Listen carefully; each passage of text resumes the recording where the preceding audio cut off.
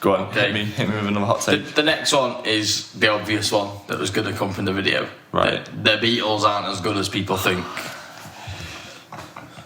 This was always going to come in. And I think people will agree with me. I think you've not listened to the Beatles enough to have that opinion. If you'd have listened to the Beatles back catalogue and then said, nah, not for me, I'd get it. But I don't think you've really... Because as well, there's such a... I'm a Beatles guy, right? I come up on the Beatles. They were like my first favourite band when I was a kid. I think there's such a diverse range of shit that you will find something that you like in there.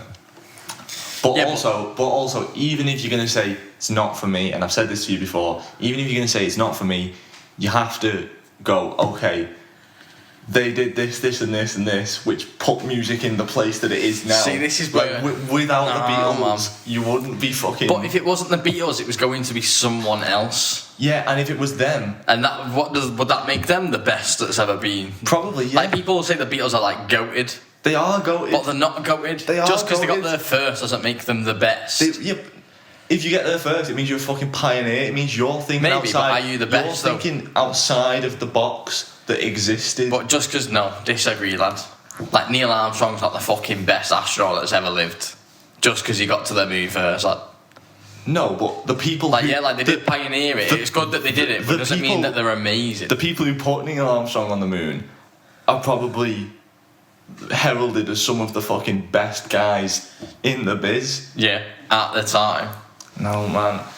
At the time. You don't understand, even like... What do you mean I don't understand? You're chatting shit, my friend. Because you've not listened to the Beatles, right? But they're not as good as what... Like, this is what I mean, they're on a pedestal, right? They're there, no one can touch them apparently. Bollocks. I think it's a generational thing. No, I think no one can change the game in the way that the Beatles did. Yeah, but that's just because it was at the times. Well, what do you mean? Like you're saying they're the first people to do A, B and C. Yeah? Yeah. Which you can't argue because they might have been. Mm-hmm. But if someone else did the first thing to do A, B and C, would the Beatles have still been big if they was like after them? No, because they would just be doing something that someone else has already done. They'd be big because they were good songwriters, but they might not be like heralded as goated. Plus, they've just got like classic albums, like deeply classic albums. Plus, what you got to remember is the Beatles were in the public spotlight for 7 years. That's it. 7 years these days is like 2-3 albums at most. 7 years, 12 albums maybe, something like that. And there's not one where I'd go, that's a bad album. Yeah, but that's just your opinion. There's tracks that I'd skip. But it's my opinion, but it's most people's opinion. This is again a generational thing. Because if you're going to speak to younger people, a lot of them, I think, wouldn't have even like gone to listen to them. Like when I went to the beach that day with work, people that didn't know who the Beatles were. Well, didn't know who they were. But this is the thing. thing. You're going to say, well, you're uneducated. Well, you've not done your research. But this is the thing. Like, it comes down to the argument of what is good music, because obviously music is subjective, right? And we know that, and we've mentioned it a lot. So shit that you like, I don't like, and vice versa. But if you're talking about good music, you'd have to break it down to the technical levels of shit. And if you look at like the shit that they did technically, which was so game-changing. That's an argument in itself. Would you break it down to the technical level of stuff, or would you break it down to like the art form? Both. But like the art so if form you're just is go like, with like if Beatles albums were paintings, they'd be fucking heralded paintings, because there's especially later on in the career, there's technical aspects involved that are interesting and new and hadn't been done before. It's weird arguing this with you because you like them. Yes. And you know a lot about them. Where I'd be, like I said, don't know a lot about them, but I know where I stand on the viewpoint as I don't think they're as amazing. But this is what I'm saying. But that goes hand in hand with that's why I haven't listened to more, because I don't think they're that good. I don't think you've listened to enough to say that. And also, I don't think you're coming at listening to them with the right mindset. You're coming at listening to them. Like you said before, people don't go into listening to shit with a mindset going, oh, I need to listen to it. It's just music. And do I think the music's as good? is what people have said is like held as the fucking golden age and that. No. Well, I mean, let us know in the comments. That's the point, innit? Yeah, I feel like a lot of people will disagree with you, but that moves on to, we'll just slightly touch on one of my hot takes. Which is Sgt. Pepper's Lonely Hearts Club Band is not the best Beatles album.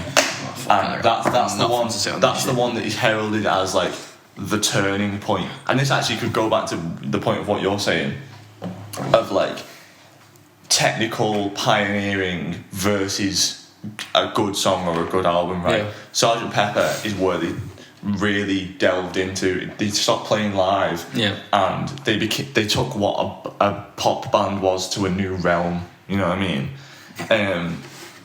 Because they weren't limited by being a 4-piece pop band. You know, and that is brilliant, and you have to herald that, and it is a great album. It's a damn classic album. But are there better songs on other albums? Is there better sequencing on other albums? Yes. So this is where you can have that argument of like, this album is technically really good, really good, and it pushed all these boundaries. But do they have better albums that have better songs on? Yes. I still can't get my head around like pushing boundaries always being like a good thing. Well, I don't know. Maybe it just depends what you value in music. It's something that I value a lot. But pushing boundaries? Yeah. It's why Ye's so good, man. Yeah, but no, but it's again in certain aspects. Like when you think of like screamo, that's pushing certain boundaries of like vocals and lyricism, but it doesn't mean it's going forward and it's the best. No, that's pioneering and I respect it, but like, don't know. Yeah, that it is subjective. It's like the Beatles, I did this, but they're still not sick. No, but what I'm saying is, so take your example of screamo. Like screamo isn't influencing anything down the line. So like the Beatles pioneered stuff that then made. What's that thing you had on yesterday? That clown. What? That clown thing. Oh, clowncore. Yeah. You can't discard the technical boundaries that they pushed, and it's alright to say that like, oh, if they didn't do it, someone else would. But what's the thing that that Scouse kid says? She says, we now have wheels, she'll have a bike, but she's not, so she's in. Do you know what I mean? So like. Why are you laughing, Chris? It doesn't fucking matter that someone else would have done it, because then they would have been fuck him, man. Fuck him. No, right, we're going to do a Beatles episode anyway. We're going to rant at the Beatles, man.